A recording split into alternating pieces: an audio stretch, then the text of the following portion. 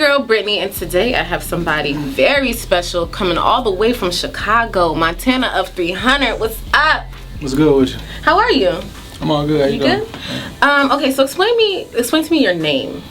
The 300 comes from it's based off like the movie 300. Mm-hmm. No surrender, no retreat. Only the hard, only the strong, against all odds. And like growing up, my name was Tony. So we used to hustle. Back in high school, my friends started calling me Tony Montana. So that's where the Montana come from. Mm-hmm. Because I know probably a lot of people were probably associating you with other artists. Because like Chief Keef had a song called 300, and so I think like when you were coming out, were people confused or? Yeah, a little bit.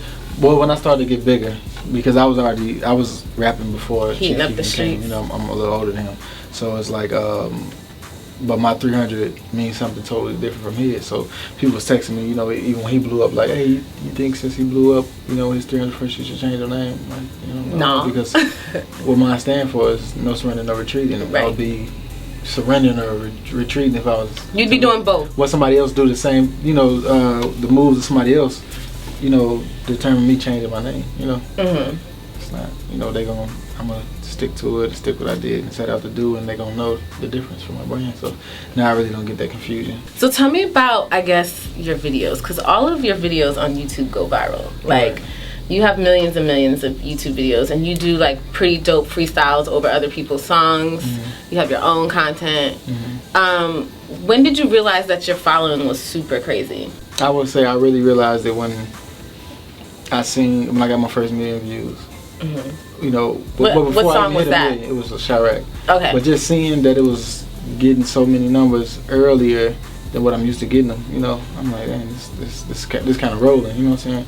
Okay, still rolling. Like, okay, now it's going to feel like, yo, like, I'm texting people like, hey, now it's up at 30,000. Now I said, now it's got 60,000 one day. Now it's got 90,000 one, stuff like that. So it's like I seen the progress and I seen the growth. You know what I'm saying? So it's like maybe that first video after it was out for the first couple of hours, that's when I was starting to realize like it's getting big, it's getting serious. You know what I'm saying? It's getting crazy. Yeah. Okay, so let's talk about, you met Chris Rock, right? You actually appeared on Empire. How was that?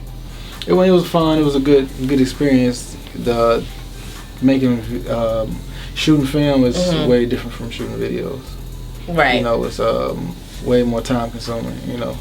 And you gotta have a lot of patience. Because you do so many takes. Like you can go shoot a video that's like 3, 4, or 5 takes, and you good. And it's like you could be shooting one scene. It's like 40 to 80 takes. You know what I'm saying?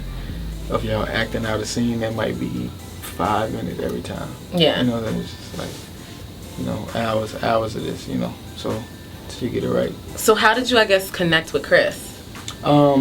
It was never planned. It just happened. Like I was supposed to be on the show. I didn't know he was going to be on the show.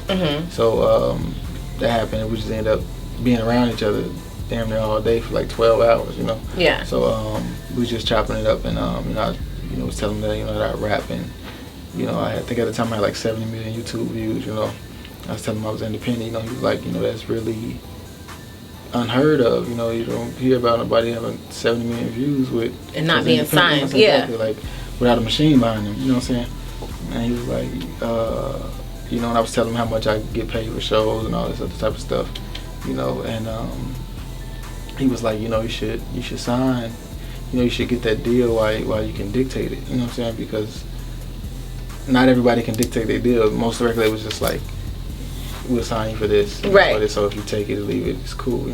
But it's like I'm at a point where I got record labels asking me like, what kind of deal do you want? Like we want to make this work. You know what I'm saying? Yeah. You basically tell us how you want it, and we'll try to do our best to make it work. You see what I'm saying? So so we just was chopping it up there, and after him talking to me, he asked me like, what's your name? And then he looked me up for himself and checked out. He said, I like it a whole lot. So I got Rick Rubin on the line. Text Rick Rubin, told him to check me out. So he put me on to Rick Rubin. Rick Rubin linked me with Kanye. So it's kind of like a big chain effect. Yeah. How excited were you though? Like when he was like, "Nah, I'm about to go hit a Rick Rubin real quick." Were you like, "God, like shit"? Were you nervous or? No, I wasn't nervous. I was kind of like, Is this easy? No. I was like, he was like, I got Rick Rubin online. So I'm like, you know, so, you know, I see him punching buttons in his phone, you know. So I didn't really expect, I kind of really forgot about it because we was on the set so long. We took another break hours later and went back to our phones. He was like, Rick Rubin said he likes you, you know. He showed me the text message, you know. Like, he checked you out, you know. He was like, you definitely need to go work with Rick Rubin. You know, and link up with him, go to LA and see him, you know, and you guys work together, you know. So I'm like, okay, cool, you know. So he was like, yeah, so when it's over with, give me your number, you know, stuff like that.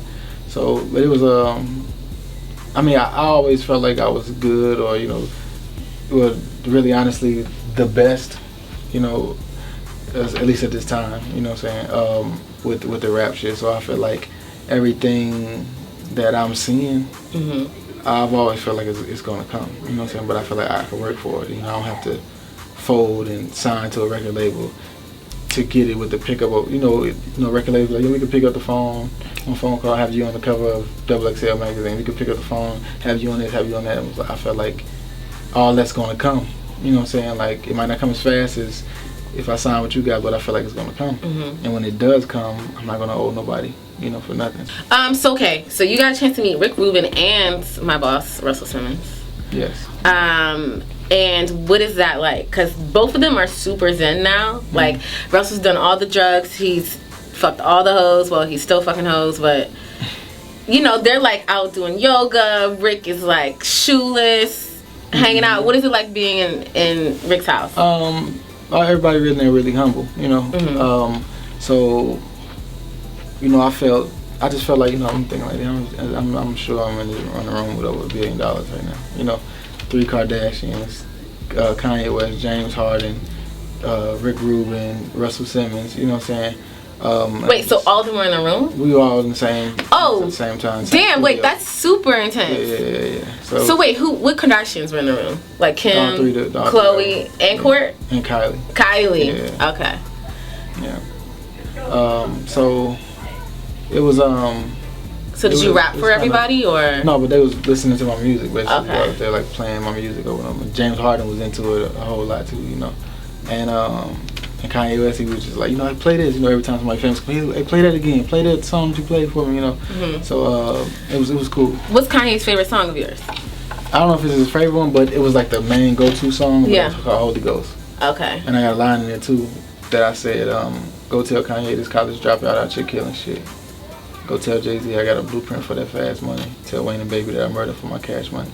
And when I made it, I'm like, I wonder one day if they hear it, you know, if Kanye heard this, he'll hear this one day, you know. And it's crazy that, you know, I'm sitting in the room with him. Literally sitting in the room with him. Fire in the Church. That's like your debut album. Yeah. No, not my debut album, but it's gonna be my, I dropped Curse of the Blessing, December 1st, 2014.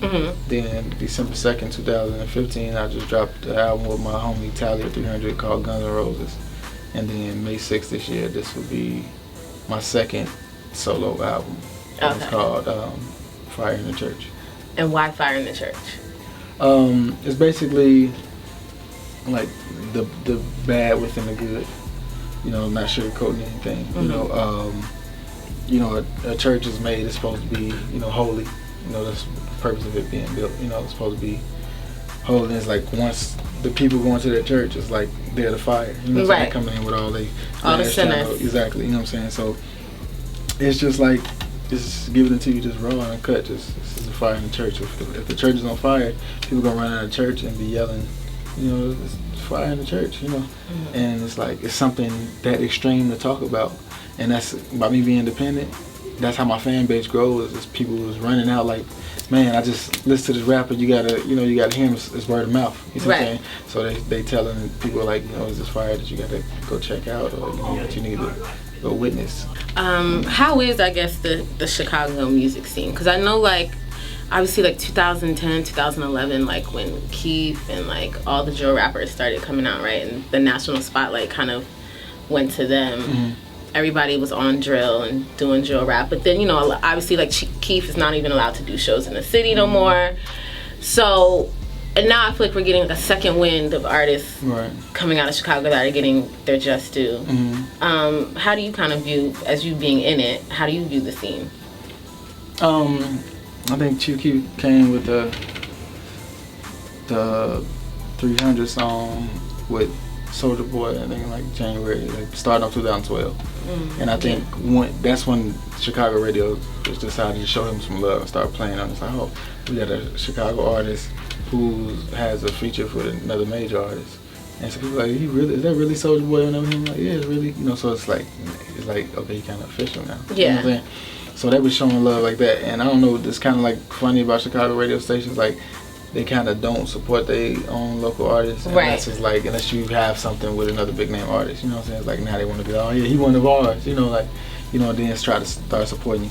But, so I think that happened. And I think he did Don't Like in like March of 2012. And then that's what really took him to the next level, yeah. So, then it was like everybody was trying to do this drill, you know, and it's not hard to do because drill is not really consist of metaphors. You know what I'm saying? It's like it has to be violent. Street talk. Some drug shit. Then we got the Chicago lingo with the ops, the thoughts, you know, foreign things with a foreign thing, all this other stuff, you know. People goofies. Yeah, exactly. So, every once in a while somebody come like, okay, I'm gonna do some shit my way. You know what I'm saying? Right.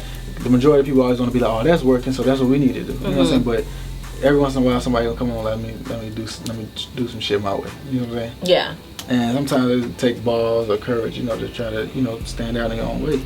But, and I feel like that was going on there, like anybody could really come out with a drill rap. So it's like, oh, another rapper from Chicago, most likely he's a drill rapper.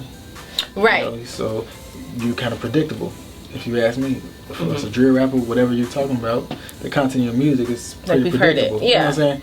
It's just a different beat. You know, we know what you're finna be talking about. You see what I'm saying? So, drill music is not supposed to be too much lyrical, you know what I'm saying? Kind of real simplified, if you know, ask me, with the Chicago lingo. Now, this breath of fresh air that you're talking about, everybody was saying, you know, hip hop is dying, you know, for so long, even before the drill came. And I just feel like it's just well needed, like hip hop really even needs me to really, you know, like to bring that back. You know, a person that really appreciates, you know, true hip hop and, you know, multiple concepts of, you know, song making and stuff like that, you know. And that's just really what all about. Like people say, you know, just because I use the Chicago lingo, people would be like, oh, he's a drill rapper. You know what I'm saying? It's like, I'm not drill. Like drill's will never ever be this lyrical. You know what I'm saying? And it's like, if I deleted those words from my vocabulary, the Chicago lingo, then I wouldn't be a drill rapper. You see what I'm saying? Right. It's like, so you gotta actually really listen. You know what I'm saying? People that's drill rapping don't say things like, greedy people hang around you when you promise them blessings. Would you still be loyal to God if he didn't promise you heaven? How would you live after you sinned and God wasn't forgiven? You say, since I'm going to hell, I might as well keep on sinning. That's not drill. What's good? It's your boy Montana 300 and you watching Global Grind. You already know what it is, man. Rap God, FG, shit, squad.